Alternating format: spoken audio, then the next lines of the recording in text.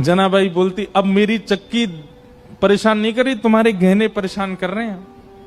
तो ठाकुर जी अपने सारे आभूषण उतार करके किनारे धर देते कि जनाबाई का स्वर मैं सुनता रहूं, इस स्वर के बीच में कोई और बाधा नहीं आवे। और ठाकुर जी अपने सारे आभूषण उतार करके किनारे में धरते और जनाबाई के साथ धीमे धीमे चक्की पिसाते और जनाबाई गाती। इसके बाद की लीला थोड़ी सी हृदय को थोड़ी पीड़ा तो देती है, पर है लीला। फिर ऐसा हुआ कि सुबह का समय हो गया, ठाकुर जी बैठे रहे पूरी रात। इतने में ही मंगल बाजे बजने लगे, घंटे घड़ियाल बजने लगे। पंडरीनाथ भगवान की मंगला आरती, उसको काकड़ा आरती बोलते हैं, काकड़ा आरती का समय हुआ। ठाकुर जी बोले, ए जना, मैं तो भूल ही गया।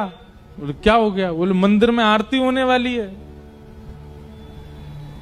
तो जनाबाई बोली, जल्दी जाओ, मंदिर जाओ। और जनाबाई थोड़ी भावुक हो गई। ठाकुर जी बोले, तू क्यों भावुक होती? बोले, पूरे दिन कल सोए नहीं, रात भर मैंने सोने दिया नहीं, अब फिर से दिन में जाके उठ जाओगे, ठंडे ठंडे पानी से सब तुमको नहलाएंगे, तुमको दूध से नहलाएंगे, बिल्कुल आराम नहीं करने दिया मैंने। ठाकुर जी बोले, तू भी तो नहीं करेगी तो मैं भी नहीं करूंगा। इतना सुख ठाकुर जी जनाबाई को। तो तुरंत ठाकुर जी जाने लगे तो जनाबाई से बोले, ए सुन, तू अपनी सॉल दे दे। क्यों? ऐसे जाऊंगा तो सब पहचान जाएंगे मुझको, वहां पुजारी पंडा सब भारी खड़े होंगे, थोड़ा ढक के जाऊंगा खुद को तो किसी को पता नहीं चलेगा। और जनाबाई की सॉल लपेट करके श्री पंडरीनाथ भगवान पहुंचे मंदिर।